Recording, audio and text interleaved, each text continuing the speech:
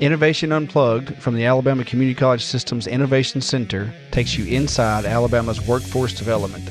Join us for enlightening conversations with community leaders and industry experts showcasing experiences, addressing key issues, and celebrating successes in the workforce initiatives across the state. Hey, welcome back to another episode of Innovation Unplugged, a production of the ACCS Innovation Center. I'm Houston Blackwood, Workforce Director for this group. In studio, I've got Kailah Dozier, Director of Marketing and Corporate Partnerships and all things communication. Hi, Kailah. Hi.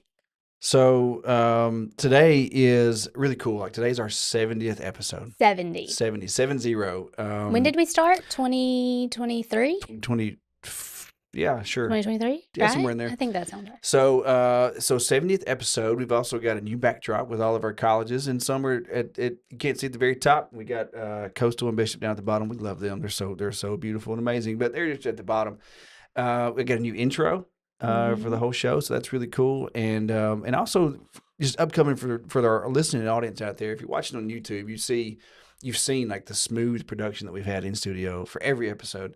But we've got so many stories out there now. And so we're really working hard to tell those stories. And that's going to take us with some different things, different formats, different looks, different sounds. And out of studio.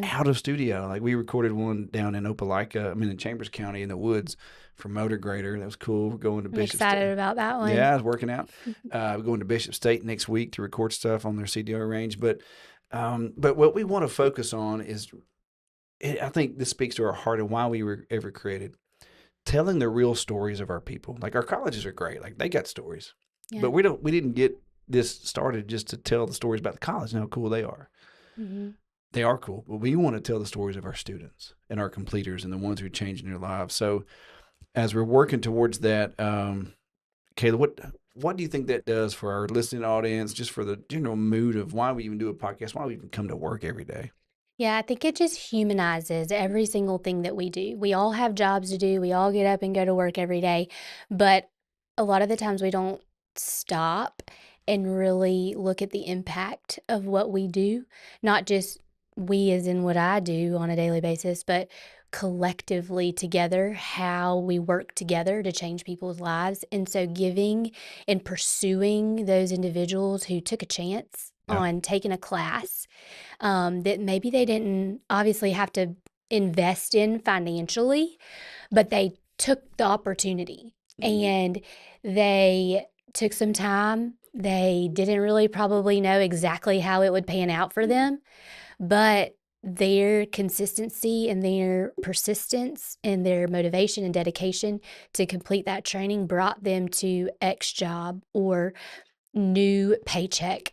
And we're trying to find those people to tell their story because there's others out there that are looking for that story or they're looking for that next opportunity. And people just don't know what they don't know. And a lot of the times I know that I am moved by those that have been impacted. For me to tell someone else's story, maybe there's an art of persuasion there. But when you hear somebody talk about their struggles or where they came from or the dreams that they had and up until this point had not accomplished that, and now they did with a product that my friends and my colleagues and the people that I look up to on a daily basis had the opportunity to make that happen for that person. Absolutely. Is really exciting. And so we want to use that platform or this platform to be a megaphone for those stories because we say make life better, and that is what we strive to do. And so we hope that all the stories that we tell on the podcast or have people come on, that it inspires you, whether you're an employer, a dad, a mom, a friend, a colleague, that it inspires us to be better and do better. And so those are the conversations that we're seeking and that we want to capture for our audience, for you to hear. Yeah, that's a why do we take these jobs? Why did we spend all that time writing those courses? We didn't have people in mind, but we've learned them. And so earlier today, we recorded a conversation with a student. and I'll set it up. He was at work and he could not join us in studio because he's working in Auburn, and he's at work, and which was cool. Like his boss knew what he was doing, but he was actually in his truck, and I don't know if you caught it on the recording. Like the dispatcher was like, "I need you to turn around" or whatever, and he was like, "Okay, 10-4," something like that. So, but we had a student who was working with one community college, and his schedule was he had a weird work schedule, and it just didn't flow right. But we found him another spot, and both colleges were working hard to serve him. It just worked out better at one spot, and it usually happens like that. Happens often. So, but Trinity Howard was a student, and we ran into him earlier in the spring and to help him get that sorted out and negotiate with the colleges. And but then he called me. So that was in April. Okay. When we got him sorted, got him set up. He called me, and he referenced it in the call, but he called me in like June. I was like, "Hey man, listen, July." He said, "I just finished my Class A, and I appreciate y'all putting that on and giving me that opportunity." And I'm like, "Well, time out, but like, nobody's ever called me and like thanked us, in the colleges for doing the work." So Trenholm State served him so well, and Dean Faust and Christian and that whole team down there. Like so I got him set up, and so he couldn't be on the video. He couldn't be here in studio, but we recorded a call, which is our first time to do a call in, like a caller. Like I feel like we're kind of a big deal now. We've had our first, call in guest. But what an inspiring story! And so we're gonna set that up for y'all. And we recorded the call here, but how powerful is it that to hear his words? And like I had chills the whole time he was talking, and it was a real human doing a real thing for his family. Absolutely. And I think too that it might have been something that he didn't see himself doing, coming on a podcast or talking about his story or whatnot, but giving him that opportunity to really reflect on something that he just accomplished and to kind of boast about it and say, yeah, I did it. Yeah. And I got a paycheck for it. And so I think that's cool too, that he had the opportunity to share. And so we'll play that for you on this episode. But it's a little bit different. Hang in there with us. We're going to have a lot of different things pop up with how we deliver the podcast moving forward. But we're excited. Yeah. It's always fun. Yeah, and so I would encourage you do hang in there with whatever we dream up next. It's some of it's going to be wild, but here's the thing: we all know that life is messy, life is not scripted, life does not happen in a sterile environment all the time, and our students are real people doing real things for real families, and so I can't wait. I can't wait for y'all to hear this story. If you're not inspired by it, you need to go to the doctor and get checked out because this is good stuff. But yeah, let's roll that tape with Trinity Howard, Class A CDL student at Trenholm State in Montgomery, Alabama. Roll it. Well, we're glad to have you. We met a long time ago. Getting you, you've had some experience in driving before with a Class B, and you were working on getting your Class A, and you called, and we got you sorted. So before we go much further into that, you are second, maybe the second student on the show. No, we've had more than two, right? Okay, maybe. Oh no, that's true. Like 4 or 5. So yeah. But you're the first one that's come through the CDO program, and so we're excited to have you. So give us just a brief background of where you were, what you were doing, and how you came to Trenholm State to work on your Class A CDL. Okay, well, I was at the city of Auburn for about 9 years. And I was trying to get my CDL through them. They denied me so many times. And when I was time to come take my test, I would only get 2 days of study time. And I was like, it's not enough time to do anything, especially when you're going for a Class A. So I ended up leaving the city of Auburn and ended up at Waste Management. And from Waste Management, I went to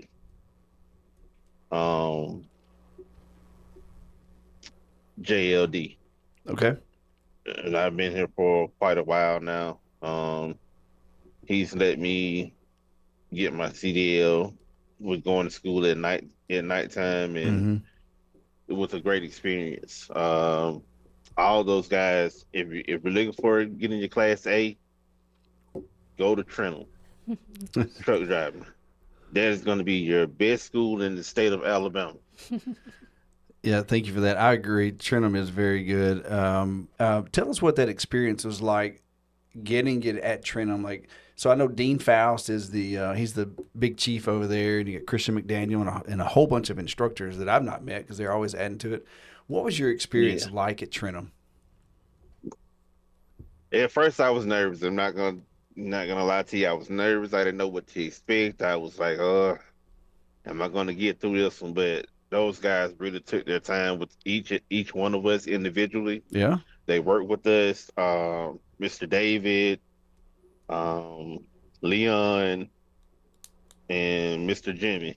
I think his name Jimmy. They all worked with us individually very hard, and they went over the pre-trip, and we ended up doing the new CDL Oh yeah. test. However, so we ended up doing that, and we all did pretty swell. I did. They wanted me to test out first, but I was like, no, I was so nervous that I Yeah. just couldn't do it. So you did the what they call the modernization, which is like there's a forward piece and there's an offset parking. It's like parallel parking, but going forward. Is that what it is? Yes, sir. Yeah. Okay. So I've not seen that live yet. We just filmed it and added that to our course. So you didn't even get to see that in the course, but I'm glad you got to do it. Dean and his team are really good. So how long? Yes, Uh, ma'am. yeah, hard man at work. So how long did it take you once you were going there at night too, right? Uh, yes, sir. I was going there at nighttime. I would get there at 6, and I would stay about to 12. Oh my gosh, Class 12. of 6 to yeah. You had two choices. You had 3 to 9 and 6 to 12. So I was working, so it was more so of like, I had to choose 6 to 12. Yeah. So But it was worth it. yeah, how many nights did you have to do that? Went from June the 9th to July 18th. Yeah, because it was about July 18 when you called me because we were scheduling this show about that time too. Wow. So you, Like a month, a little less than a month. yeah. Okay. So you were going to work all day and then going over there at 6 o'clock, staying until midnight, and you were going to Montgomery for the training, but you live in Auburn. Yes, sir. Okay. So it's an hour drive. Is that what it is? Yeah, about that. Depending on where Yeah, you about live in 40. Auburn. Yeah. Oh, what time did you get to work every day? It depends on when they needed me. I can go to work at 4 o'clock. I can go to work at 5 or 6, 7, 8. It all depends. In between 4 and 8, we would have to be at work, and we'll Wow. probably work until about 4 or 5 that evening. So then it was straight to class. Mm-hmm. Man. So Yeah. speak to that a little bit. So you just kind of ran through a crazy schedule of what you jumped through to get this training. What do you think, what was your biggest motivating factor for that, right? It may have not been seamless. However, it seemed as though it is conducive for your work schedule. Can you speak to that a little bit of the motivation that kept you going to get the CDLA training? Um, my motivation was my kids, Mm. and my wife. Yeah. And Absolutely. Tell us more. well, me and my wife had a discussion of what the next step to do something bigger than what I'm doing. Yeah. So, she was going to go to school at first, then I ended up getting to school, night school. So, and she was just my motive. Like every morning, I did not want to, sometimes I didn't want to come to work. She would motivate me to come to work every morning. My kids, they were proud of me every day. They would actually help me out going over homework, pre-trip, everything. They would ask me questions every night, every day. They ask me questions, about the Class A, and they Yeah. really helped me out and motivated me to make money for them and provide for them. That's amazing. They probably learned a lot through that as well. And so I think that really speaks to probably what got you towards the end of that and the reward now of having that new position. With your city work and experience that you had prior to this job, how did that help you? Now that you're in this new position, your past experiences, do you feel like that was a part of your success with this course? What does that look like for you? Well, they always said when I was at the city, I always had a dump truck, and I always had a trailer behind me, and I would haul Mm-hmm. any and everything for them. Mm-hmm. So they would always call me the Class A driver. They like, you think you're driving the Class A truck, don't you? I'm like, might as well be. Yeah. Sure. So, and I had so much experience with pulling things that, when I got to this job, it became it was way easier. And for us, the training, it was easier too because I was used to backing up and maneuvering with the trailer. For like Mhm. for the 8 years I was there, because my first year I couldn't do it. So the rest of the 8 years I was just putting the dump truck in the trailer. Yeah. So you came in, and a lot of our students do. They'll come into these CDO courses with a lot of experience and not need 8 weeks or 6 weeks. They really just need to go through the process and prove they can do it, and then test in a reasonable fashion in time. So that I'm so glad to hear that your experience parlayed into a good training experience. Mm-hmm. When you got to the training yard at Trenholm, were you able to give tips to the other students who were working through, maybe that were new to the whole thing? Yes, I helped out. I was able to, help out quite a few already.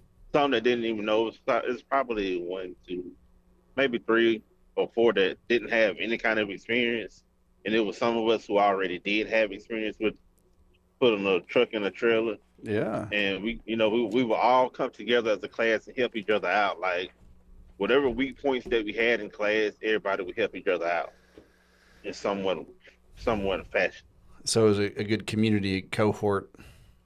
Trinity, had you ever had any formalized training like that before in a group setting and for on the job training?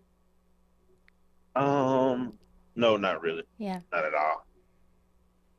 Okay. That was really my first time, Mm-hmm. and like I say, it was an enjoyable experience, and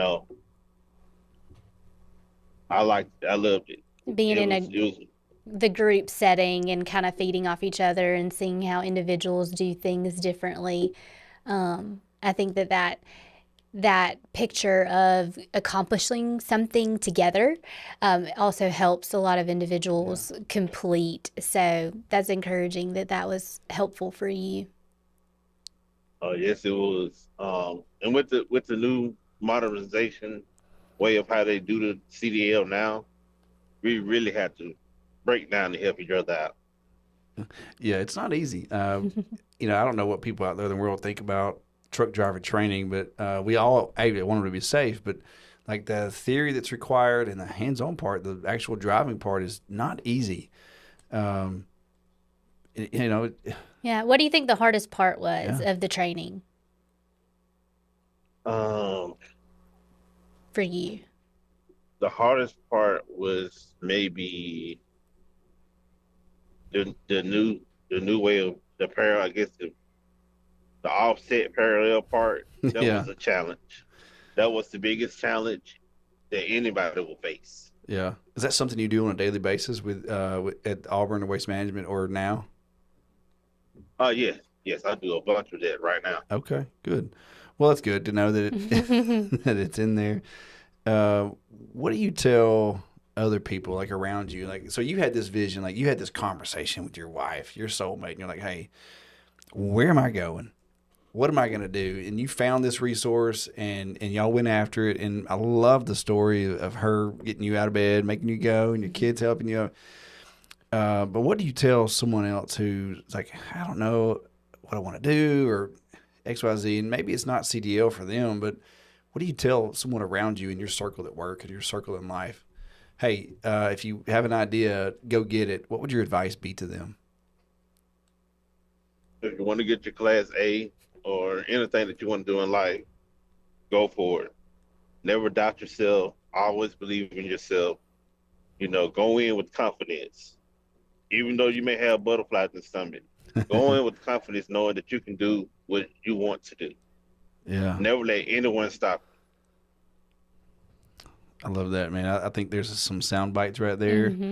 Um, are you familiar with old school country music, Trinity? The band Alabama? you. A little bit, not much, but a little bit. So they've got this song called, I don't know if I can even say it on YouTube. It's called Roll On. And the dad's a truck driver, and he goes on like these long runs, but it talks about his wife missing him and his children. I think it's three round faces gather around mama as he's going out one day, and there was a snow. And anyway, so the song was Roll On Daddy, Roll On Home. Keep on rolling till you come back home. As you were describing that, I was just imagining what your children were sitting around helping you study. So you've got this never doubt yourself, have confidence, keep going, no one can stop you. Do you think your kids picked up on that, watching you work through that crazy schedule for 6 weeks? Yes. I think I motivated my older son to want to go get his Class A, and I have my younger son. I think he wants to go get his once he gets of age. Okay. How old are your children? My oldest son is 23. Okay. Gotcha. So he's ready. Yeah, I think he is. Okay. That's fun. Man, what a story. Any other thoughts you have about working with Trenholm or your future plans? Obviously you've got was it JLD Enterprises, or you're there and they're letting you be with us today. What's next for you though? What are you going to do?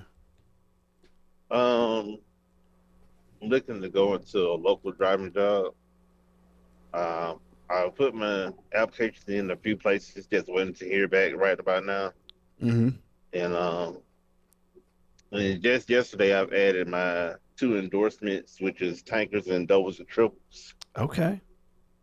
So I'm gonna add hazmat to my endorsements as well. So okay, we offer the hazmat theory. I was about to say that. You can, through the Skills for Success program at Trenholm, you can do the hazmat theory endorsement. Okay. Mm-hmm. Yep. No charge, just like I did not know that. Yeah, just like the Class A, no charge. Now you still got to pay all the the crazy background checks and all that stuff that it takes to get the hazmat. That's all on you, and you got to go take the test down at the DMV. But there's no behind the wheel for that, so you literally just take our theory, and then we record it in the federal database, and then you go down there and take your test. And then you got hazmat, tankers, doubles, triples, Class A. Short of a tank, there's nothing on the road that you can't drive. Right. So you're very well qualified. And I would say that's my plan is get something that fits me. Yeah. And that's why I'm getting all the endorsements, because my original plan was to get into a tanker, but I know you must have some type of experience before you get into a tanker. Mm-hmm. So I want to go get my experience in before I change to a tanker job. Yeah. Well, smart man. You got it figured out. I will say too that I see a lot of resumes, Trinity. People send them after class and stuff. And Kailah, this man, like he had a period missing. Like that's all he had wrong, like the only update on his resume that he needed. It was so well done. And I've never seen you face to face, Trinity. But I've been so impressed by your questions and your ambition and your drive, and hearing this story now and seeing your impeccable resume and your vision for yourself and your vision for your family. Like, if there was a person who we could have on our 70th episode, to talk about why Skills for Success was created, why the community college system invested, why our colleges are all fantastic and working hard. Like, my goodness, what a perfect person to have on episode number 70. It's exciting. I think too, in your story, we're excited to get it out there because there's a lot of people that I think that can relate, that maybe they were doing something for a while. You said 9 years trying to pursue getting a CDL, life getting in the way or whatever it may be, but that you did not give up. that you looked for other avenues, and your family was behind you. And so the fact that you have accomplished that goal, congratulations on that. That's extremely exciting. And so I'm excited to see what big things you have next for sure. And if the community college system, Trenholm specifically, can support you in those next goals that you set for yourself or for your family.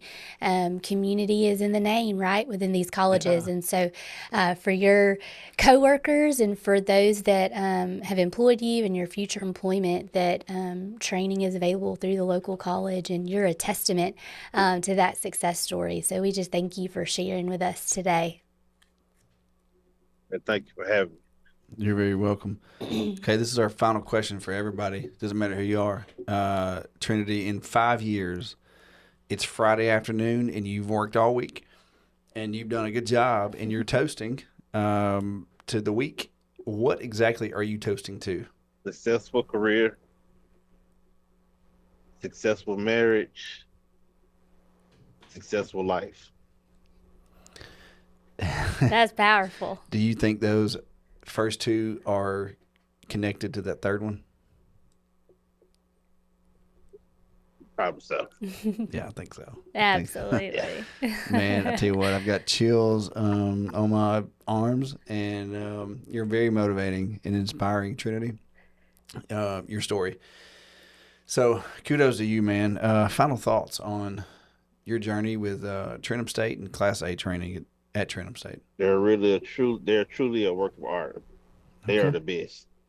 I give very high praises to them, to those guys. Okay. Love it. Love it. Thank you so much for being here, man. I know you've got some tasks to do out there in the working world, so thank you for taking time with us. Absolutely. We enjoyed All right. this episode for sure. Well, that is another episode of Innovation Unplugged. Please go like, subscribe, and follow us on all of your social media and podcast platforms. Thanks so much. Bye.